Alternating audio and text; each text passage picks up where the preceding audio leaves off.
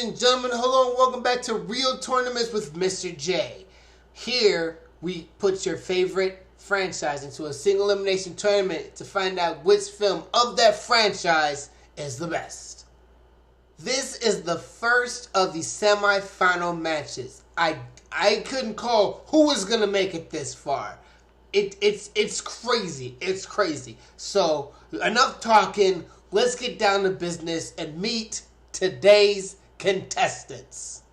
Released June 23rd, 1989, with a runtime of 2 hours and 6 minutes, we have Batman 1989.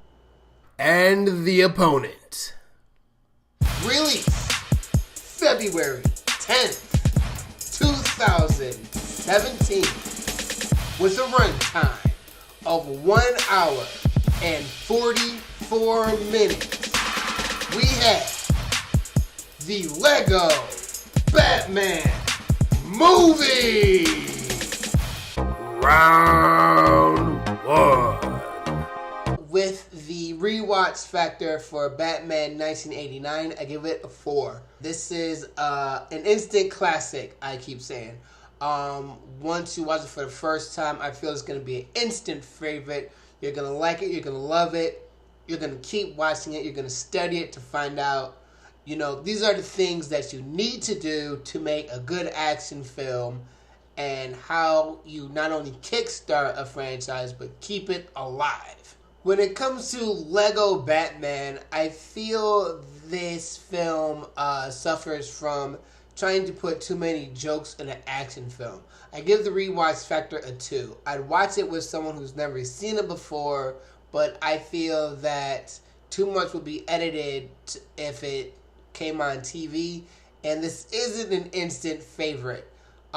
So I'm giving it a 2 for rewatchability. The fact that you watch it with someone who's never seen it before, but I don't think this will be your first, second, or third Batman movie you'll pick to put in the DVD player. And the winner of round 1, the rewatch factor, goes to Batman 1989. Round 2. As far as storyline for Batman 1989, I give it a 3. It's just basic good guy versus bad guy. You see the origins of both characters, why they're pissed at each other, they fight each other, and one of them dies, and one of them regrets the other one from dying. So it's nothing new per se, but it's the action which drove it, not the storyline. So I give middle of the road because it was really cool. 3 points for the storyline. The storyline for Lego Batman, I feel, is middle of the road. I give it a 3. I don't think it knew what storyline it wanted to tell.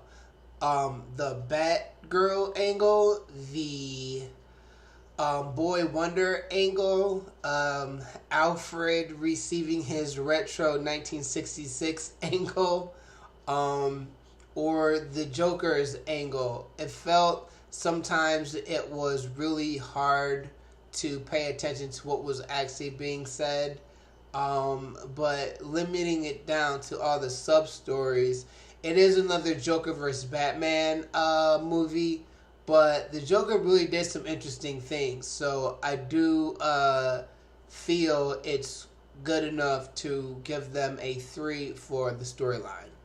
So we have a tie for storyline, and I'm going to have to give the win to Lego Batman because of the Batman war that, all these villains that you didn't know existed.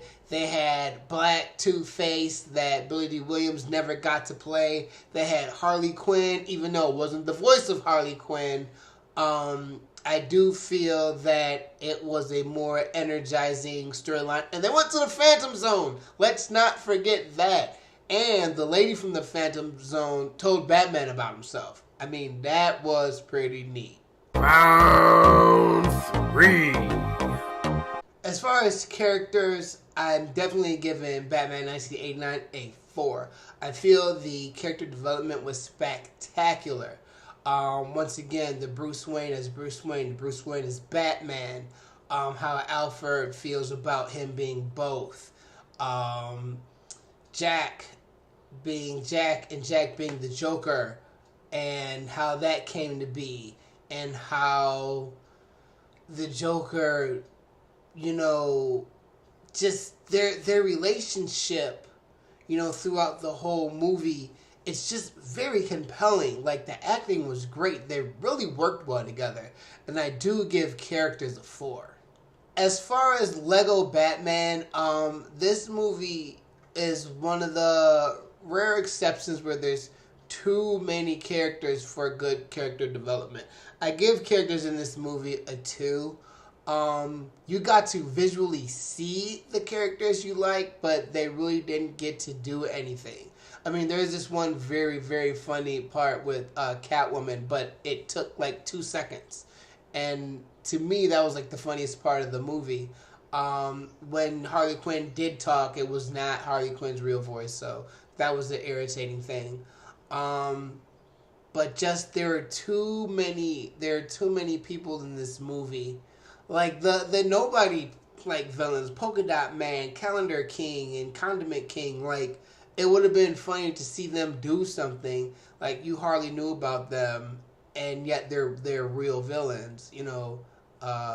That would have been cool. But there's just way too many people in this movie to give them good characters, good character development.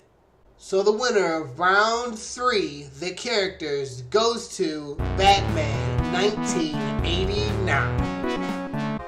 Round 4. For appearance-wise, Batman 1989 does suffer the fact that it was made in the 80s. It looks like it was made in the 80s. And it doesn't look like it could be made today the same way. So I give appearance a 3. Not as a punishment. It's just a 3. They learned a lot and made a lot of adjustments and progressed. And this was not a bad movie to progress from. So, giving credit where credit's due, I give appearance a 3. You want to see CGI done right? Watch any Lego movie. Lego Batman definitely receives a 4 for appearance. It looks great, feels great. Once again, the only reason it doesn't get a 5, it's CGI and it's not real Legos. So I feel that would have been a great accomplishment. Academy Award winning material. But I feel it's just a look good, feel good movie. I don't feel any awards should be passed out for having a complete CGI movie. Because we see complete CGI movies anyway. Pixar! Oh, excuse me. There's something in my throat. But, yeah, so I give appearance a 4. It's earned it. And the winner of round 4, the appearance, goes to Lego Batman. Round 5. When it comes to enjoyment of Batman 1989, I give it a 4. It's almost a 5. It's almost a 5. But I give it a 4. It's just so cool. And this is what makes superhero movies cool. You don't have an overbearing origin. You have a good origin of the villain. They have realistic reasons to not like each other. They fight. They have good fights. There's a little bit of humor in there, but it's appreciated. It's not forced, and it goes on to just being an instant classic. You're always going to remember it. That's what Batman 1989 does. That's why it receives a 4. Almost a 5, but it gets a 4. When it comes to Lego Batman, this is something fresh. This is something new. I give enjoyment a 4. It's not so much a new take on Batman because it's about him being Batman for a long time and he finally needs to learn how to have a family and his relationship with the Joker, blah, blah, blah. But it's not 100% a Batman movie because in Lego fashion, they use other storylines in it. So I give enjoyment a 4. It was really fun. It really, really was. And, you know, the trip to the Phantom Zone for the Joker and for the Batman was really cool. And that helped with the enjoyment. But I'm going to say here, with there being a tie with the enjoyment, and with the fact that Batman 1989 is 100% a Batman movie, and Lego Batman, I'm not going to say had to, but did use so much from other movies to help make its movie good. And not only just Batman movies, I'm talking about King Kong, Lord of the Rings, you know, Superman.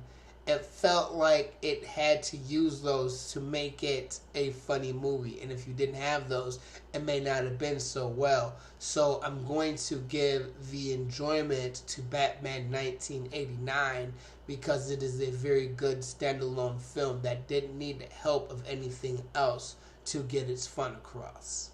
It's time for the final results. The winner of round 1, the rewatch factor, goes to Batman 1989. The winner of round 2, in an extended win, goes to Lego Batman. The winner of round 3, the characters, goes to Batman 1989. The winner of round 4, the appearance, goes to Batman, Lego Batman.